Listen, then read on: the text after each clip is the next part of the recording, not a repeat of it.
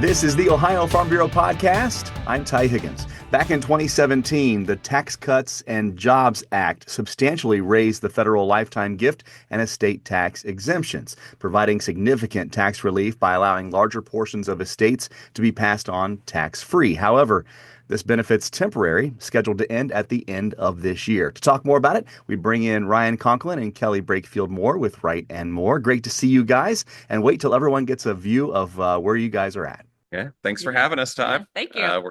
We're not coming to you live from Ohio, if viewers haven't figured that part out. Yeah, as we talk, it's scheduled to be about 0 to -10 here in the Buckeye State. But you're in a conference in Florida. You're talking about estate tax policy with the impending sunset at the end of the year with people down there. How would you gauge the level of concern as you talk about this issue? Yeah, it's I'd say a pretty mild concern, similar to our climate that Kelly and I are experiencing down here. So, with the election outcomes there in November, we really got the best possible outcome for a potential extension of the sunset. But there's a lot of factors that could stand in the way. You've got very, very small majorities in the House of Representatives and the Senate. And even within those leading parties, not necessarily all agreeing on how money at the federal level should be spent or saved. So still quite a bit of differences to navigate on that front.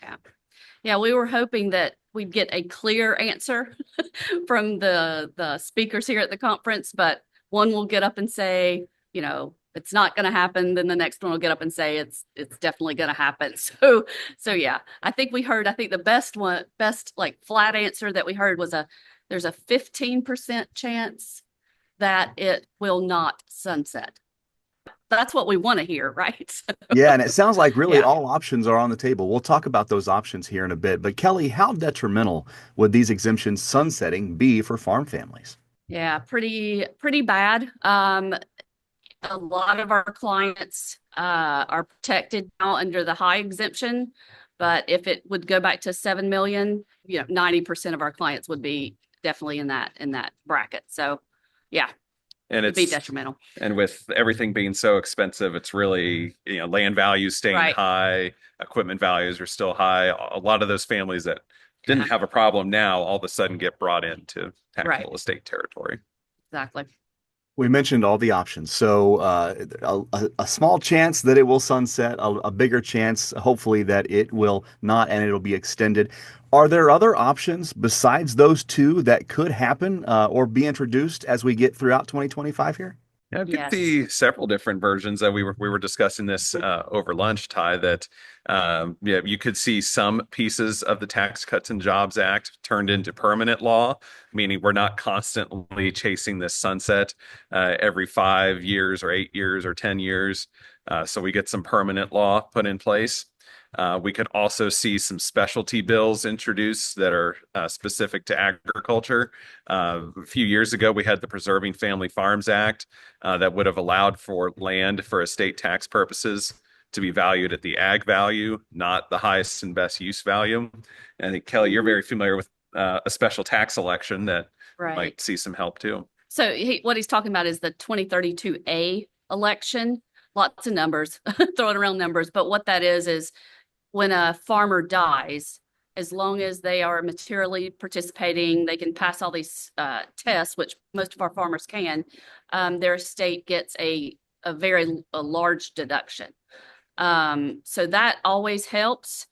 And what we're not finding nobody's talking about that part of it. So we're hoping it's kind of safe. It's not on the chopping block. What would be great is if they would, increase that deduction. If it does sunset, goes back to 7 million, but we have heard legislation in the past where they would keep that deduction or even increase it. So that could be one of the kind of options in the middle that happens. Obviously, when you have all these options on the table, it's going to take some professional advice in order to navigate and make sure that your family farm is sustainable for generations to come. What should Ohio Farm Bureau members watch out for when evaluating these new tax estate proposals? Do not wait to do your estate planning. December of this year. It's not not plausible at that point. So I would say, yeah, be very vigilant about your estate plan and know your options. Be ready to take those options if you need to. And again, back to that 2032A, Farm Bureau members need to be aware of that and watch. It kind of goes under the radar with a lot of these proposals. And another piece that Ty, we've been kind of promoting in separate discussions on your show that we really have a shortage of attorneys out there, shortage of qualified professionals. It's not actually just attorneys. It could be accountants or financial advisors in rural areas. Again, when you get to the summer and it looks like the sunset might actually happen, that's not when you should be figuring out who is going to help you figure out some of these tax planning pieces. So have those individuals identified and be patient with them, because their workloads are pretty high. Yeah. Well, from Florida, it looks awful nice there, and I guess even when you talk about sunsets, they're probably prettier down there this time of year than they are here in Ohio. Ryan These Conklin, are the sunsets you want. Yeah. for sure.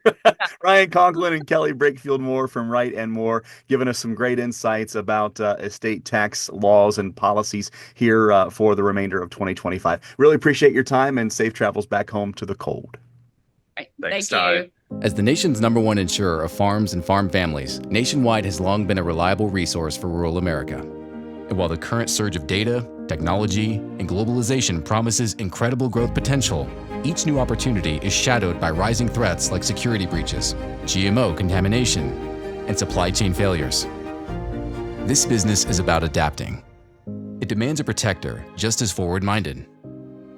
It demands Nationwide. Hey, this is Matt, Phil, and Libby, hosts of Ag Credit Set It, your go-to podcast for insights on farm finance and maximizing your return on investment. Tune in to new episodes of Ag Credit Set It twice a month as we talk to industry leaders, financial experts, and farmers who share their experiences and perspective. Listen in your favorite podcast app like Apple Podcasts or Spotify, and be sure to subscribe to Ag Credit Set It so you never miss an episode. We'll talk to you soon. This is the Ohio Farm Bureau podcast. I'm Ty Higgins. It's no secret over the past couple of years, been pretty tough for farmers as far as income goes. Net cash farm income has dropped by 30% over the last 2 years. Adding to that, a really tough growing season and market prices that have been as low as we've seen in the past 50 years. We're talking about farm income and taking a look at 2024 with Dr. Ani Kachova. We're at Ohio State's Ag Policy and Outlook Conference, and farm income is something you have put a big focus on, talked to a lot of farmers here in Columbus about today. As we look at farm income across the country in 2024, what are some of the trends that we're seeing, Ani? Yes, so if we look at the USDA Economic Research Service most recent forecast, we're seeing expected declines in farm income for a second year in a row. So last year they were much higher. This year they're a little bit less, but coming down with declines in second year in a row is a bit tough on agriculture. So we're coming from record high in 2022, but after 2 years we see a considerable decline in farm income. Now, where is that coming from? The biggest item is actually coming from the market. So we see very low commodity price, particularly crop prices here in Ohio. And due to that, we have lower cash receipts for corn, soybeans, and wheat projected for this year. So on the compensating side, we do see a little bit higher livestock receipts, but they're not high enough to compensate for the lower crop receipts. And so this is, again, market overall lower cash receipts due mostly to the crop receipts and especially the low crop prices. We're also seeing much lower government payments for this year. So we're looking only at $10 billion, which is a quarter of what they used to be in 2020. So we've had very high payments, mostly due to the market facilitation program, the coronavirus food assistance program. However, now we see a lot lower payments due to much lower supplemental and ad hoc programs. So the only silver lining that we see is the production expenses are expected to decrease a little bit. Still very high increases in some categories, but decreases in some categories.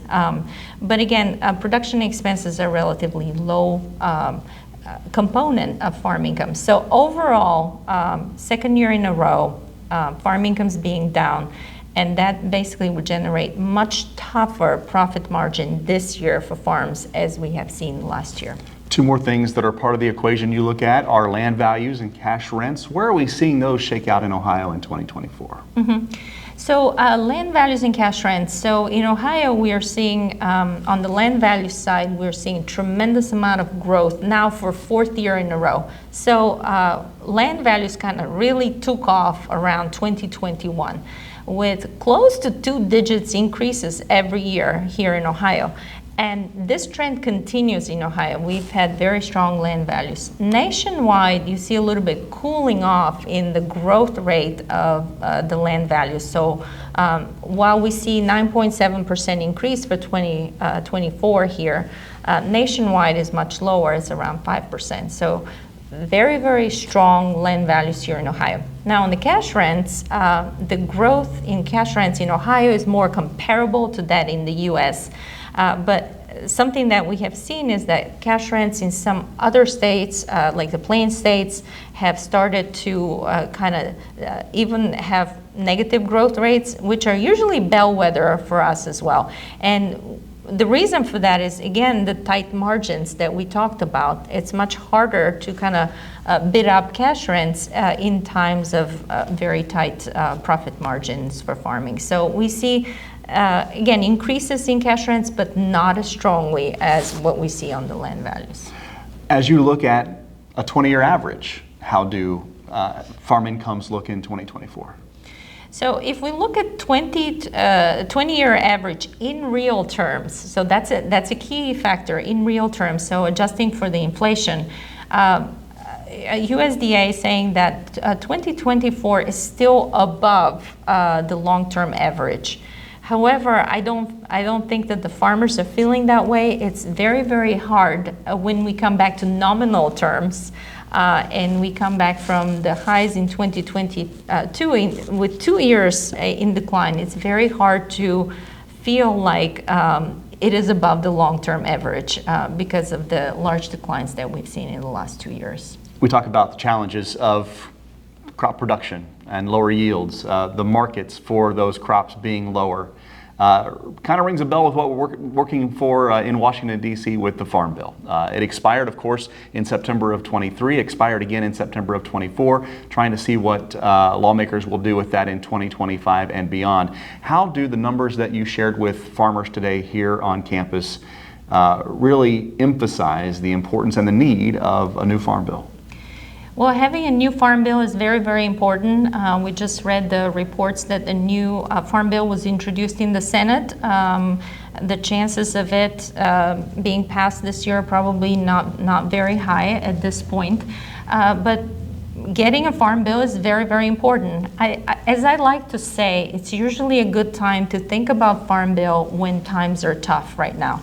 And particularly, one thing that I've been looking at on the government payments is that a lot of the ARC and PLC, they were created as support for farms. However, over time, the share in government in the government payments has been going down for them. So what has replaced them is this ad hoc and supplemental programs. And that's probably a very good time for a Farm Bill to consider putting back some programs that would consider paying on a regular basis rather than as supplemental or ad hoc programs that are being introduced later. Dr. Ani Kochova with Ohio State's College of Food, Agricultural, and Environmental Sciences joining us. Thank you. Thank you. Find previous podcasts at ohiofarmbureau.org and search podcast.